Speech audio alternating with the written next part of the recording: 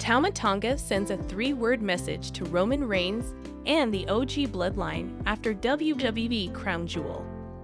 And 10 longest championship reigns in WWE history, rank.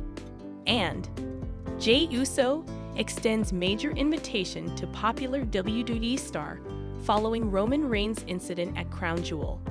I will explain everything. Never miss this video. Please subscribe to the channel. The Bloodline defeated Roman Reigns and the Usos at the Crown Jewel Premium Live event. Tama Tonga shared a three-word message on Twitter/X following a loss for the OG Bloodline. The OG Bloodline split apart after Jey Uso left the group in 2023. After leaving the group, he focused on his singles career, gaining the Intercontinental Championship until losing it to Braun Breaker. Meanwhile, Cody Rhodes defeated Roman Reigns for the undisputed WWE Championship at WrestleMania XL. Tama has been an important addition to the Bloodline. He joined the faction on SmackDown Live following WrestleMania XL after attacking and kicking Juni Uso out of the organization. The former New Japan Pro Wrestling standout was named the Bloodline's new right-hand man. Jey Uso previously held the job while Reigns was the faction's commander.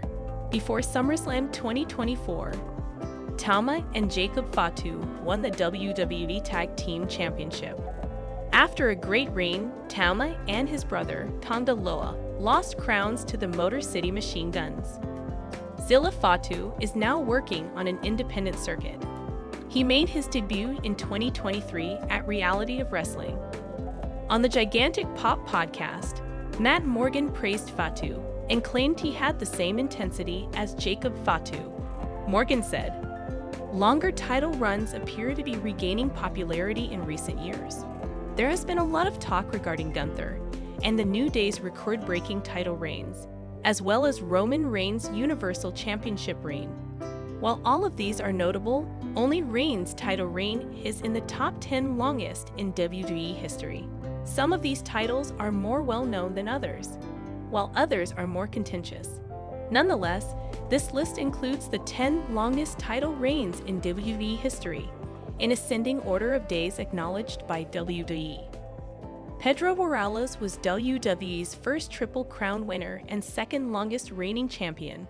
However, his reign is sometimes disregarded. While it was nearly impossible for Pedro to follow in Bruno Sammartino's footsteps, his title reign fell short of expectations, and he lost the title in less than 3 years to journeyman Stan Stasiak. For a long time, the WWE was a babyface territory. Some may argue it still is.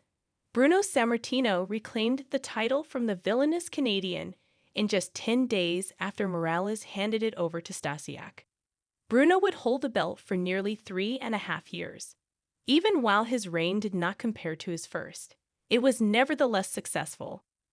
He finally lost the title to superstar Billy Graham, who became the first heel in WWE to have a decent run with the title. Roman Reigns' title reign was completely out of date and nearly inconceivable in today's wrestling scene. Nonetheless, the WWE made the situation work by restricting Roman's appearances and defenses. During his reign, Roman united the Universal and WWE titles by defeating Brock Lesnar at WrestleMania 38.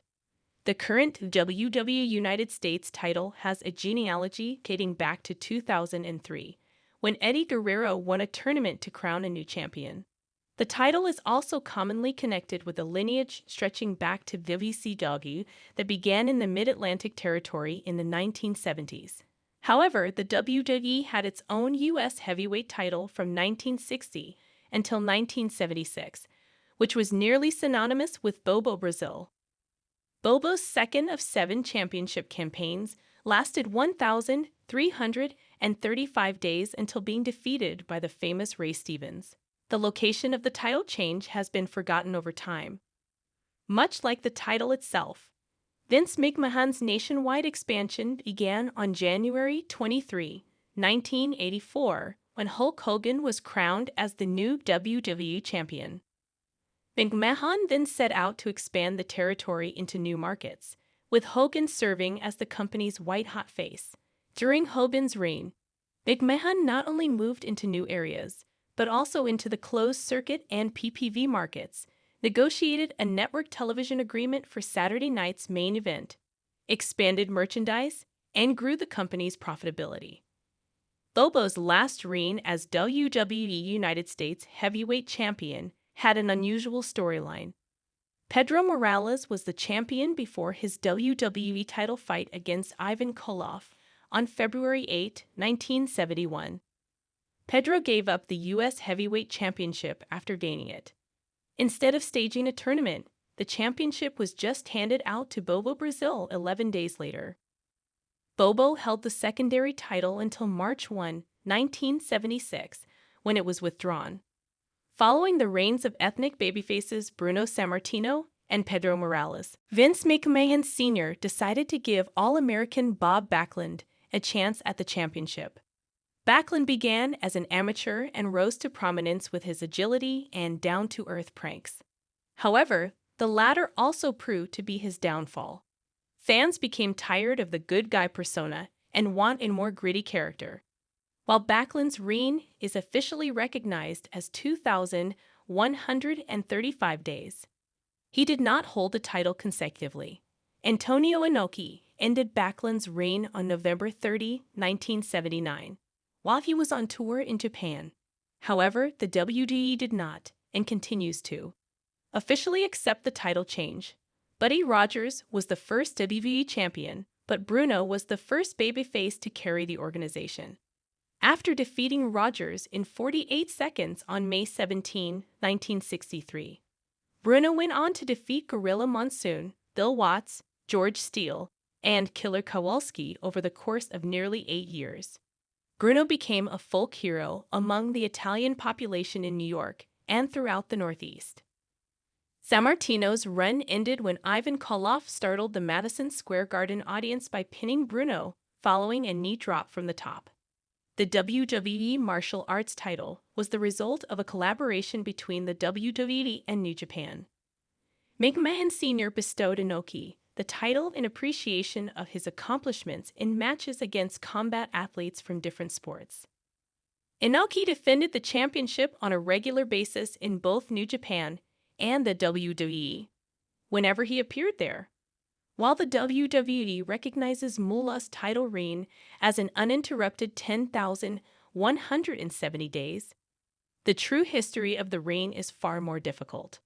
On September 18, 1956, Mullah defeated 13 other women in a fight royal to win the NWA World Women's Championship. While not all NWA territories acknowledged her as champion, the New York territory did. Mullah would then lose the championship 3 times, for a total of 41 days, after the WWE's present incarnation was created in 1963, but none of these title changes were recognized by the promotion. When she lost the championship to Richer in the Brawl to end it all in July 1984, Mullah's reign was effectively over. Spoiler: Jey Uso extends major invitation to popular WWE star following Roman Reigns' incident at Crown Jewel. Jey Uso extended a significant invitation to a well-known WWE talent after inadvertently hitting Roman Reigns at Crown Jewel. Main Event Jey has reunited with Roman Reigns and Jimmy Uso to face the new version of the Bloodline. Reigns and the Usos faced the Bloodline's Solo Sikoa, Jacob Fatu, and Tama Tonga in a 6-man tag team match at WWE Crown Jewel. Sikoa pinned Reigns after striking the original tribal chief with a Samoan spike. Sami Zayn appeared after the match and proceeded to strike Sikoa with a Helluva Kick. However, Sikoa ducked, and Zayn used the technique to defeat Reigns in the premium live event. On this week's episode of WWE Raw, the Usos did a promo with the former honorary Uce. Jey Uso invited Zayn to SmackDown this Friday night for a talk with Roman Reigns. Sami Zayn was a member of the original Bloodline, but he was thrown from after hesitating to attack Kevin Owens at the WWE Royal Rumble 2023. Solo Sikoa and the former Intercontinental Champion were sighted meeting on Raw last week. Nonetheless, Zayn chose to support the original bloodline at Crown Jewel. Wrestling veteran Bill Apter believes Sami Zayn will join Roman Reigns' team at Survivor Series on November 30. Bill Apter, senior editor of Sportskeeda Wrestling, recently expressed his thoughts on the Bloodline storyline on WWE television. He predicted that Zayn would eventually wrestle alongside Reigns and the Usos at Survivor Series later this month.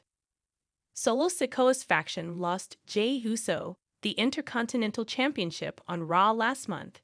It will be fascinating to see whether Zayn appears on this Friday's episode of SmackDown to settle things with the original bloodline. No more today. What are you thinking about this gossip today?